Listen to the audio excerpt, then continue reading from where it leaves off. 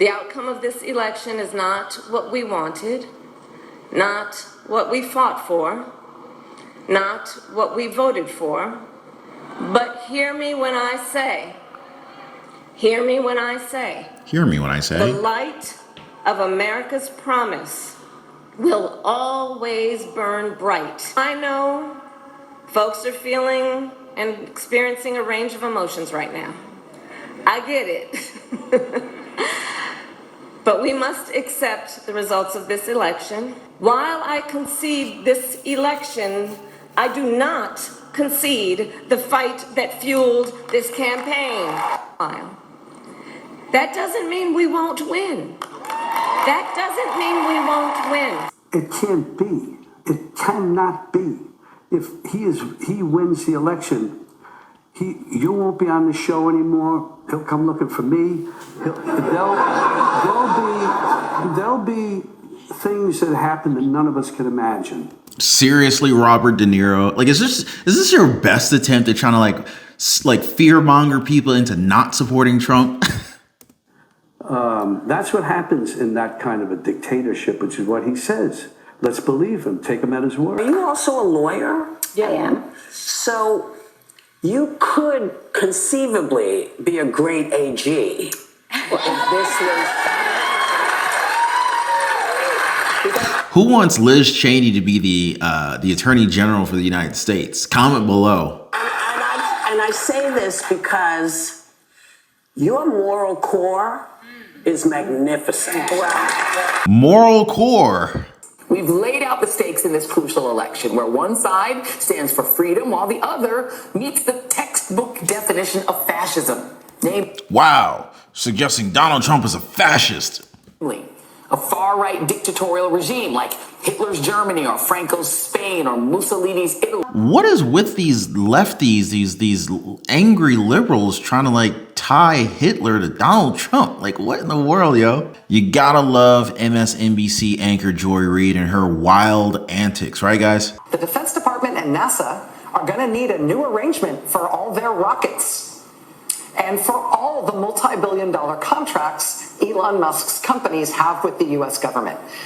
The U.S. government is going to have to either, unwind from all of those contracts, or Elon Musk's companies are going to have to unwind from him.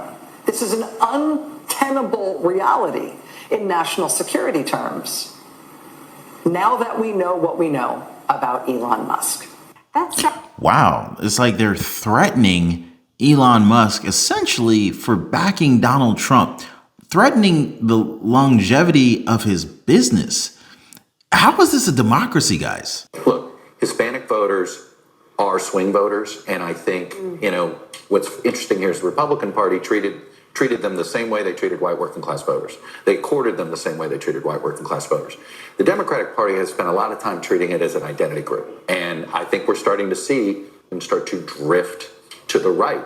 Democrats just failed. And that's just the simple fact of the matter. I mean, the fact that you're in office and people are not happy, especially with the economy, like, I don't care what kind of stats you want to present. When people feel like their finances are not working for them, it doesn't matter what the chart says. Why do you think that uneducated white women voted against their reproductive health freedoms? And why do you think Latino men voted in favor of someone that's going to says he's going to deport the majority of his community? White women like being called uneducated white women. I think the economy matters, national security matters. But when you put people in these boxes, I think that's a takeaway from this race. I can tell you in conversations we've had with a series of individuals, including a Democrat who was attending a donor event that was taking place at one of the glitzy hotels not far from where we are here in Washington, D.C. They say the atmosphere there was like a funeral. Oh my God. So the atmosphere is like a funeral. Oh my God. The finger pointing is already starting, and it's only going to become more direct. I'll just give you two quotes from people that I talked to tonight. This was a former Biden advisor. How do you spend $1 billion and not win? What the F? Wow, these guys are literally just digging in and for good reason. $1 billion and you still lose? I mean, see, this is proof that Donald Trump is better for the economy. He didn't blow $1 billion and freaking lose. I mean, he spent probably a quarter of that, if not 10%. I do have an indictment of some of the strategy. And again, the people that said Joe Biden was the problem.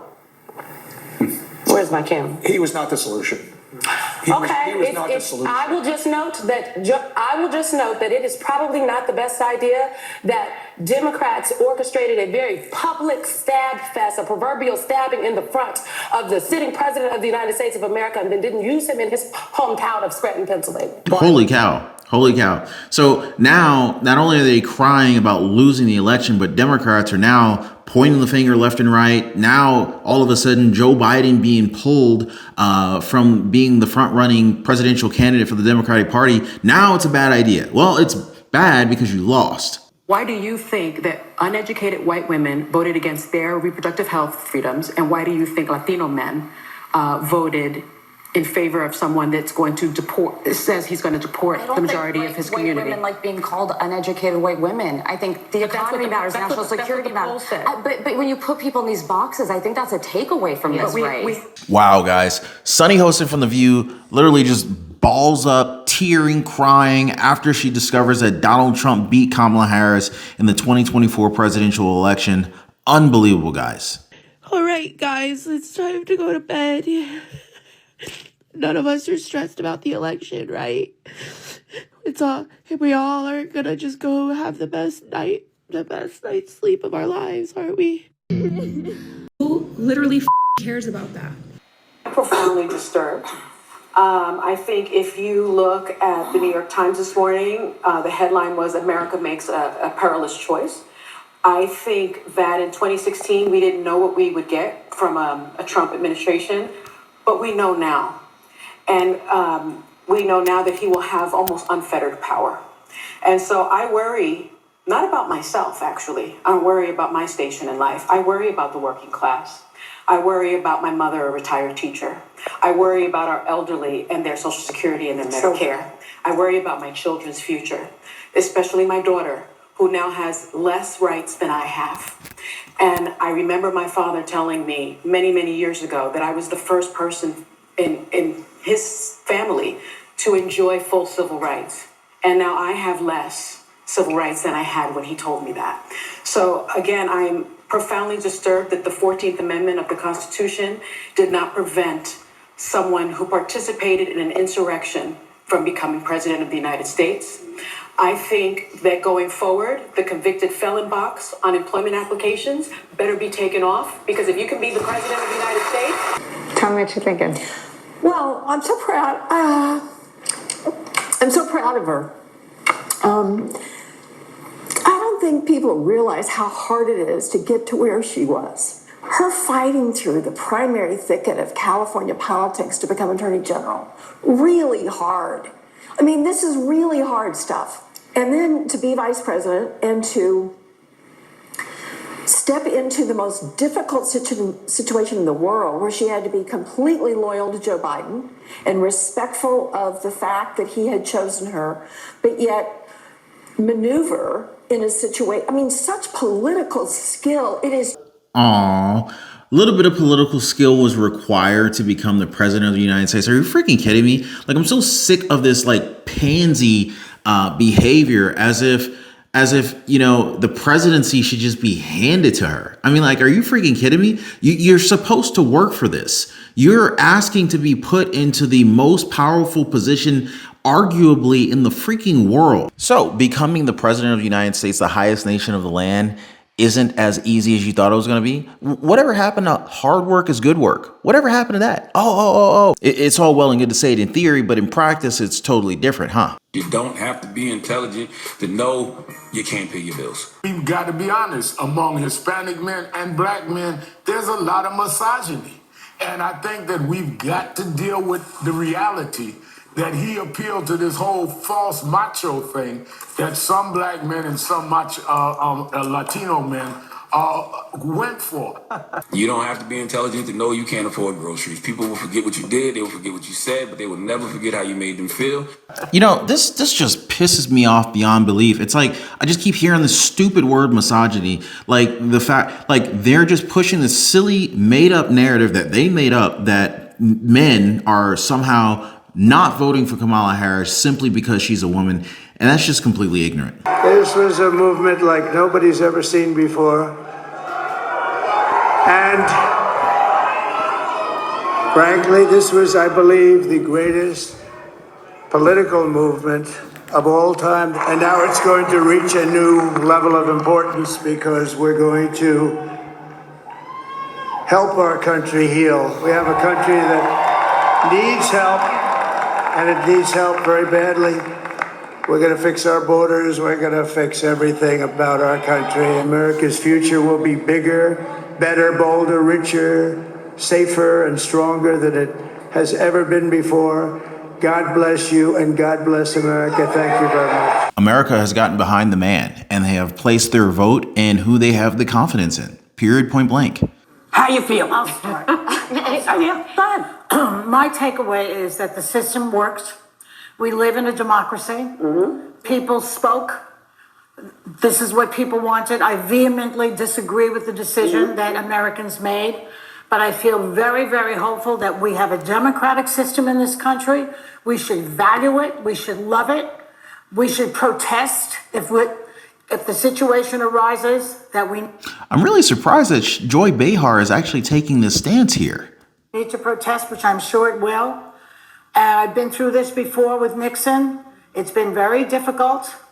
But boy, oh boy, do we have a country if we can keep it. Yeah. Well, Did Joy Behar suggest that we should protest or contest this decision? Because it sounded like she's trying to create some drama. Did I miss something here, guys? So I like this pep talk, Coach Haynes. Listen, is it the outcome I wanted? No, but we live in a democracy. I have my vote. Right. Millions of people cast their votes did. And what's important to me is this. Tens of millions of Americans, our friends, our neighbors, our family members, voted for Donald Trump. We disagree with him. I know we all do at this table, but we need to bring down the temperature, the name calling, the demonizing. Let the other side, if they want to do that, they can do it. But I think it is a moment to listen to the voters. And this, I have to say, I've always thought he could win. I thought in the final stretch she might eke it out. I didn't expect it to be this resounding, and I think there are some lessons from it. I don't know. I'm profoundly disturbed. I think if you look at the New York Times this morning, the headline was America Makes a Perilous Choice. I think that in 2016, we didn't know what we would get from a Trump administration, but we know now. And we got a great economy. We got lower inflation. We got interest rates that were record lows for housing. Housing was affordable. Grocery prices were affordable. Gas prices were like under $2 a gallon. We didn't have any wars. Yeah, we remember what we got under Donald Trump's previous administration back in 2016. We know now that he will have almost unfettered power. Now, this sounds like she's trying to egg on the viewers. Donald Trump is going to have unfeathered power. I completely disagree. Donald Trump's not going to have any more power than what Kamala Harris and Joe Biden had. What is she trying to say here? And so I worry, not about myself, actually. I don't worry about my station in life. I worry about the working class. I worry about my mother, a retired teacher. I worry about our elderly and their Social Security and their Medicare. Well, first of all, Donald Trump already said that he's not going to be touching Social Security, so I don't see any concern there. And clearly the working class supported Donald Trump. They just made a strong argument that the reason why Donald Trump won this election against Kamala Harris is because rural America and the working class America felt like, hey, they're being left behind. So they voted for the guy who would help them to catch up. I worry about my children's future, especially my daughter, who now has less rights than I have. Wow. How in the world does your daughter have less rights than you have? And I remember my father telling me many, many years ago that I was the first person in his family to enjoy full civil rights. And now I have less civil rights than I had when he told me that. So again, I'm profoundly disturbed that the 14th Amendment of the Constitution did not prevent someone who participated in an insurrection from becoming president of the United States. I think that going forward, the convicted felon box on employment applications better be taken off, because if you can be the president of the United States, then you should not be prevented from employment in this country because I. By the way, guys, if you appreciate the content, definitely don't forget to hit the like button and subscribe to the channel. It's totally free.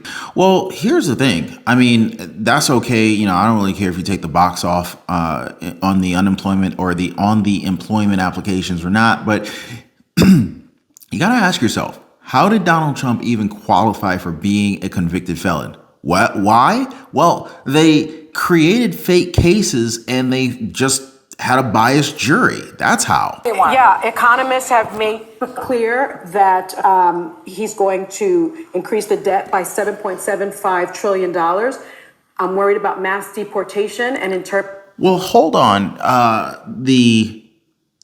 The debt has already increased dramatically under the Biden and Kamala Harris administration. What about that debt?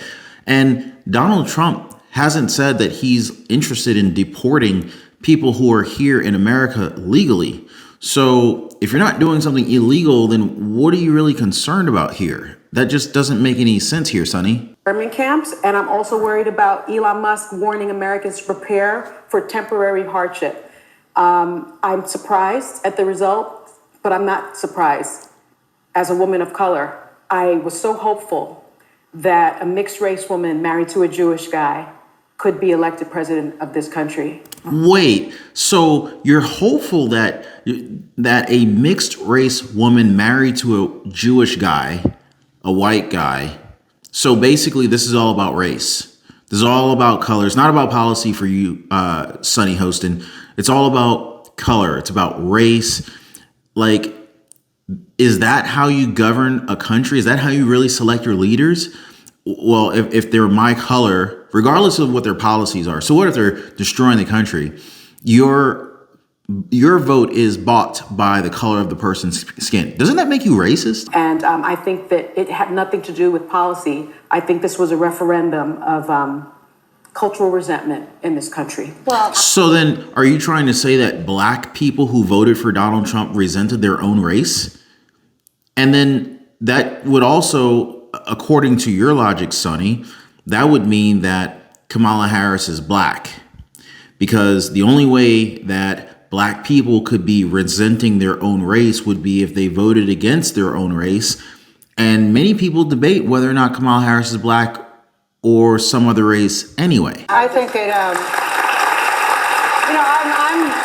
I think it has to do with a lot of things, that being one of them. I'm obviously very disappointed. I'm very sad. I was at the Kamala Harris headquarters yesterday in Washington, and it was a very sad scene. The mood turned immediately. History slipped through our fingers again. I worked hard as hell for Donald Trump not to be president. But today, unlike Donald Trump and his followers, I acknowledge that he won. I hope for the best for our country, and I make a commitment to our LGBTQ, to our immigrants, to our elderly, to our young girls, to the women, that we will not stop fighting. We can be sad today. Yeah. Today we can be sad. Tomorrow we stand up and we continue. We have every right as Americans because I don't know why everyone, like this panel, is like trying to say, like, they're trying to suggest that Donald Trump is looking to take away people's rights. I don't pick up on any of that. And so I don't really know where this wild rhetoric is coming from. And you live here in America. So of course you should wish the best for America. What do you feel like you're doing us favors or something? Like, I don't even understand that comment. Because we love this country, because this is the most exceptional country in the world, we have the right and the duty to speak up and denounce abuses of power, to be vigilant. And so I invite all Americans to do it. But we are doing what they didn't do. Wow, you know, it blows my mind. She's over here like complaining about abuses of power. But here you have the Biden administration leveraging the Department of Justice to attack Donald Trump in the middle of his presidency, primarily because he was a presidential candidate, and attacking him with ludicrous lawsuits all the way from New York to Washington, D.C. to Florida. Are you freaking kidding me? To the point where we got the Supreme Court involved to ultimately overrule some of the judgments. You got me lost for words here. Well, guys, the great wealth transfer is in full effect. And, you know, whether it's Donald Trump that ends up winning the election or if it's Kamala Harris, oh God, we're in a world of a pickle, as my grandfather would say. Our freedoms are being stolen, guys. Credit card companies are out to get us. And if you don't understand the game, well, you end up getting played by the game. Now, if you're anything like me, guys, you know, you were probably out of shape, maybe in debt, living paycheck to paycheck, and just feeling like the system is just completely taking advantage of you. I remember for a long time, I could rarely ever get any time to spend with my wife. And it's kind of funny because where I used to work with a lot of married men. And a lot of those married men would always complain about their spouses as if they really just didn't even like their spouses, which is sounding like a pretty horrible situation. But that was the case for many of them. They didn't like who they were married to. But I was different. Anyway, through trial and error and through a lot of pain, I figured out how to gain freedom and also lose a lot of weight and actually get in shape. And guys, I'm gonna be honest with you, that was a game changer. To no longer be living paycheck to paycheck, figuring out how to get the credit cards to pay me, the power of a strong credit score. I pay thousands of dollars less per year for the same house as my neighbor just because my credit is better than his is. And this is not to brag. I mean, but this is the truth. The banks are literally taking advantage of the poor. It's like the people who can least afford it, they're charging the poor what is like unofficially called a poor tax or a tax on the poor. I mean, I'm now at a point where, you know, like, number one, I don't pay for credit cards. In fact, credit card companies pay me to use their cards. And I figured out how to build a lifestyle that is just ultimately very, very healthy. I lost a tremendous amount of weight and I put on a lot of muscle. But when I was struggling, I wish I knew people who knew these things. So anyway, I decided to create a community of like-minded people who are also interested, just like me, in living better. So if you guys want to join my community, it's called the Liberty Pursuit Network. It is brand new. Come on over. I'd love to have you guys and join like-minded people. Be positively motivated by others who are also on the same pursuit. So I'm going to leave a link for you guys so you can join me over on the Life Pursuit Network in the description down below this video. So check it out, guys, and let's not be a victim of this great wealth transfer that is taking place right now. You know, recognizing they won. Yep. Now let's see what happens when he is governor. Oh, we're going to see what's going to happen. Look, we said to people, vote. We didn't tell people who to vote for. Right. We just said go out. Well, yes, but I did not. Yeah, I did. Do you think that this panel of people here on The View should even have the right to tell you who to vote for? Who are these people? Who are they? Who are they to tell you and me who we should vote for? Whoopi Goldberg here is trying to act like, well, we didn't tell people who to vote for. Does she really believe that she deserves to have the power to suggest who we should vote for? I'm borderline offended by that one. Because I wanted to make sure people exercise that right. Too many people that I know died trying to vote. Yeah. Okay? So we start with that. And think about this. She did this in 2 months. Yeah, no. She did this in 2 months. You know, yes, And she's right. She did this in 2 months. She alone, well, with the help of Barack Obama and maybe Nancy Pelosi, because no one else voted for her. Yeah, she did do this in about 2 months. But the reason why is because they ignored democracy and injected Kamala Harris into the position that she was in. She, you know, everybody can always say, oh, she should have done this, she should have done this, she did what she did. She was everywhere. She talked to everybody. And people didn't come out. I don't know why. And it doesn't even matter. He's now the president. I'm still not going to say his name. That's not going to change. Yeah. Why do y'all think that Whoopi Goldberg is unwilling to say Donald Trump's name? Do you think that she's, by her not saying Trump, is reducing the power that he has or minimalizing the fact that he is the president of the United States now? Like, what is the meaning behind that? I think that some good, decent people are going to work for him. I've heard from some folks today. I think there's some reasons to be hopeful that people who believe in public service in the country are going to go. The thing that I wanted to finish up with is it's hard for some of us to hear that rhetoric after 50 years, after 70 years, to hear that rhetoric coming back, to hear things that came out of people's mouths that we all decided as a public group, we weren't going to talk to each other that way. Yeah. So I wish she would provide some clear examples here. This rhetoric, such a broad statement. Where are the examples here, Whoopi Goldberg? So for me, when I hear that, I feel okay when I'm pissed at somebody who's talking down to somebody else. I'm all right with that. So where are the examples? Again, she's suggesting that she's inferring that Donald Trump is talking down to someone. Who is he talking down to? What I'm not all right with is trying to further wreck the country. So that's why everything that everyone is saying at the table really comes down to, listen, we're still here. People, when I got out of the car today, because nobody will let me drive,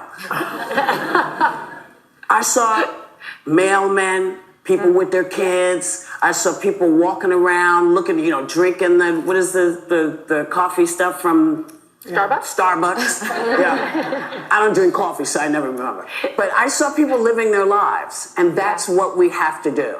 And when things get to be so bright that we see them, we got to call them out. Yes. You have to call them out. And no one's going to be storming the Capitol. Yes. You know what gets me? The exit polls showed, according to our research department here at ABC News, the state of democracy was the top issue to voters overall. So what does that tell you? That sounds like the American people feel like Donald Trump is the best candidate to restore democracy, no? So that says that they voted for a guy who wanted to overthrow the election, who also said he would be a dictator on day one. And they also said that democracy was number one. So I'm concluding that maybe they don't believe him. But I think Donald Trump never overthrew the elections. He simply questioned the election results. And for good reason. There has been quite a bit of evidence that has shown that there were some very suspicious activity with the ballots. I think it means different things. I think democracy means different things. It means a different to different thing. people. So when you're trying to overthrow a legitimate election and you say you're going to be a dictator, I don't know how you interpret that any other way. Democracy. Frankly. So I can only conclude that they don't believe he's going to do that. Well, why would he do that? That doesn't make any sense. I hope they're right. I hope that they are right. Well, I want to dig further into the demographics because black women tried to save this country. Again, last night, 92% of black women voted for the vice president. You have Latinas in the 70 percentile voting for the vice president. What we did not have is white women who voted about 52%, right, for Donald Trump. Uneducated white women, is my understanding. You have Latino men, actually, voting more for him. And you have, and black men was not the story. We're not the story here because they voted almost 80% for the vice president. Right. So why do you think that uneducated white women voted against their reproductive health freedoms? And why do you think Latino men voted in favor of someone that's going to deport, says he's going to deport the majority of Well, I was not in that 80% that voted for Kamala, I'll tell you that. his white community? women like being called uneducated white women. I think the economy matters, national security matters. But when you put people in these boxes, I think that's a takeaway from this, right? That is kind of offensive to be called uneducated. Like what defines education? Like, don't put me in the uneducated box. Turn on the television, you see one story about Joe Biden, you see 90 stories about all the crazy stuff over a 4-year period. So do you think maybe that helped? Only 4 years? I think it's 10. it's been Basically never stopped. I wasn't paying attention to it. I just last 4. I didn't pay attention to the first 4. Well, when the liberal media like dominates the airwaves and they don't like you, let's just say your name is, I don't know, Donald Trump, then there's probably going to be plenty of content that they can come up with. And well, guys, there you have it. I just want to thank you guys so much for hanging out with me today. Thank you so much for hitting the like button. Thank you for subscribing to the channel. And don't forget to check out this video here that's coming up. Watch this one next, and I'll see you guys on the next one.